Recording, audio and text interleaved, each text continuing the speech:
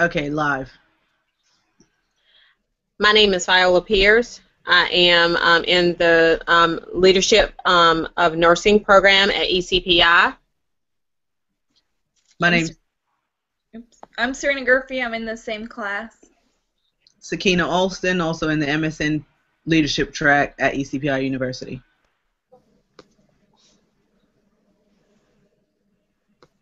So I will give a brief synopsis of we chose the 5-2 case study where at West Memorial Hospital there was an employee opinion survey that was that was done was NQI survey, and the survey was the nurses satisfaction survey. Basically what happened was they had the survey, they sent the survey out. The leaders and the nurses were surprised by the fact that they had an unhealthy work environment. It was causing issues with patient safety. It was also causing issues with with the nurses having lateral violence, and so they formalized this team called the innovation team. Initially, they tried to work it out by the clinical nurse specialist and the nurse manager talking to the staff. The staff was very quiet. They didn't want to speak up. They were seemingly fearful. And so what they did was they formed this clinical nurse this innovation team, which consisted of EAP, a Six Sigma Lean person, the clinical nurse specialist, and the nurse manager, and they came together to formalize educational classes, and also they came together to make sure to have staff meetings to raise awareness of what was going on within the unit, and as a result, at the end of the day, the work environment was a lot healthier. The nurse satisfaction scores went up when they reapplied the actual survey. Okay. So we're going to answer the questions now, right? Mm-hmm. So question number 1 was what is your perception of the ways that they used to resolve the problem?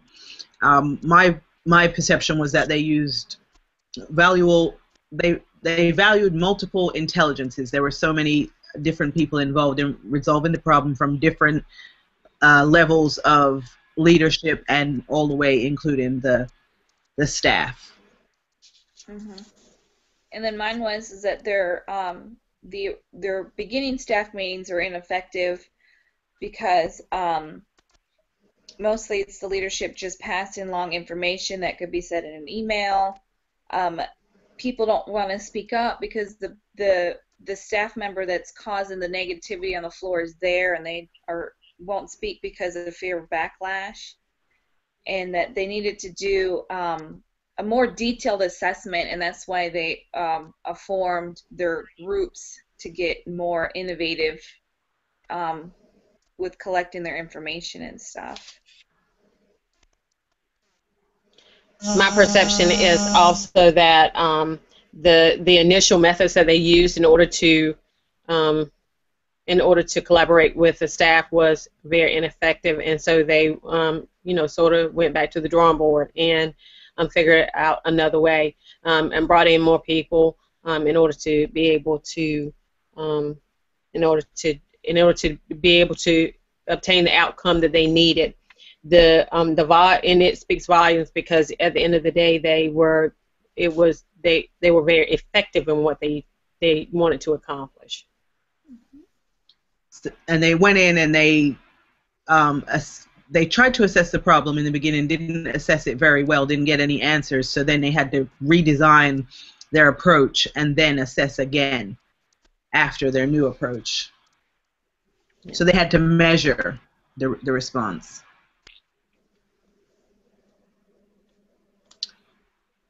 So, and they had common goals. All these different people from different disciplines had common goals. Okay. Right. Question number So 2. question number. What were the barriers? And I'm reading this from my sheet of paper because I'm on my phone, and my phone is where my book is. But what were the barriers to the lack of communication?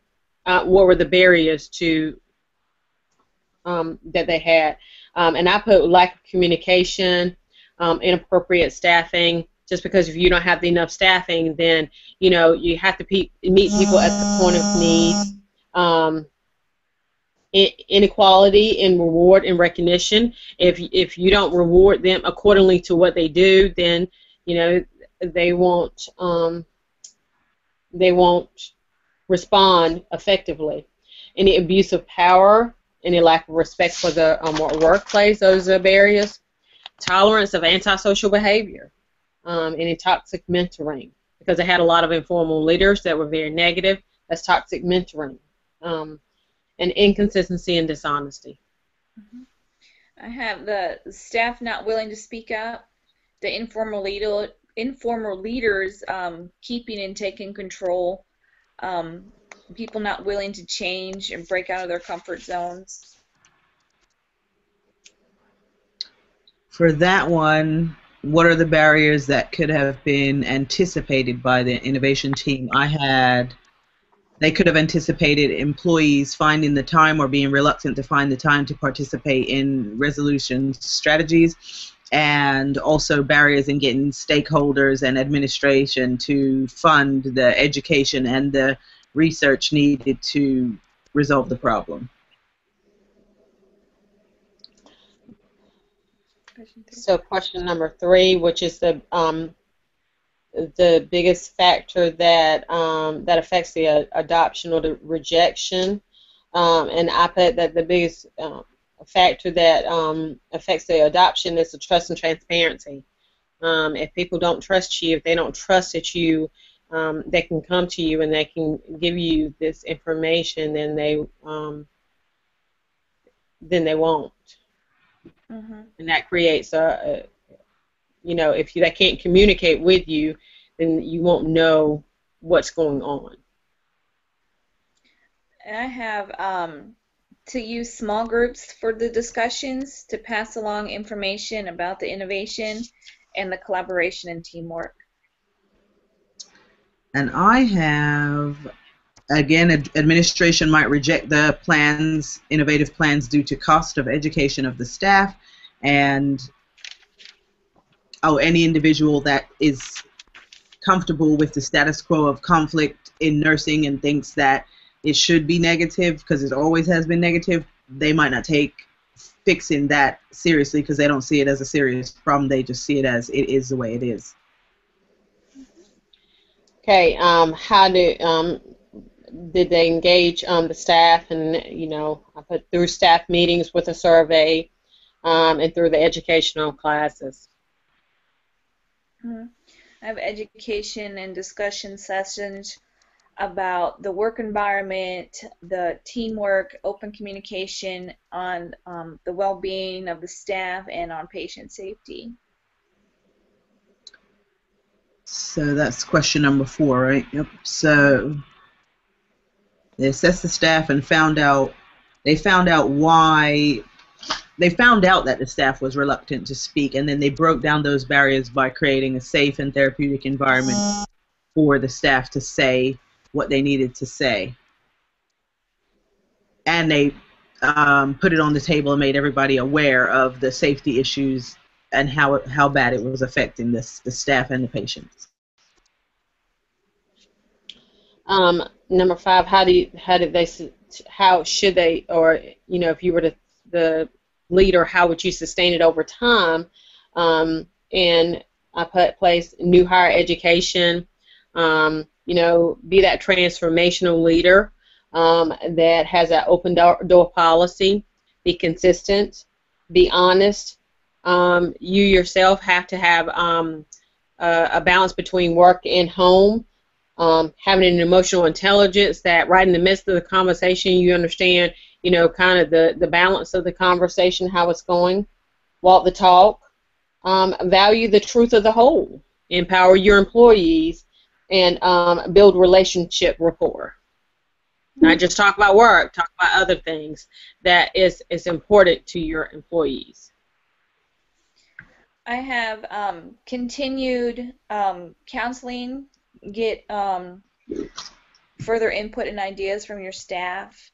I also have to consider transferring out that negative coworker that's causing harming discontent or firing that person.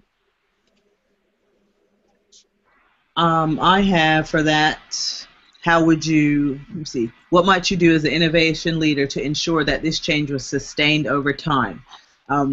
They had good results, so while the energy was good, I would take that momentum and bring the staff together with birthday clubs and different things that they could relate to each other on a human level, not just as co-workers. I would evaluate the organizational structure, so I would not, the structure of the organization says to do the survey once a year. I wouldn't wait till once a year. I would do it at least once a month, formally, and informally even more than that. I would assess how the staff is feeling and also compare that to how the patient safety is rated and make the staff aware much more often.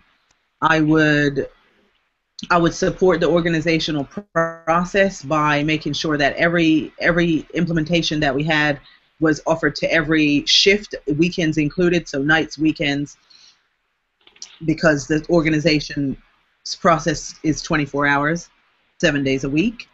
I would start a mentoring program instead of just a precepting program, so that would maybe use another innovative team to create these mentors, to teach them how to mentor and be supportive of new nurses and people who are new to the hospital, so that this would be a focus model for innovation of developing the leader. Seems like they did not have that.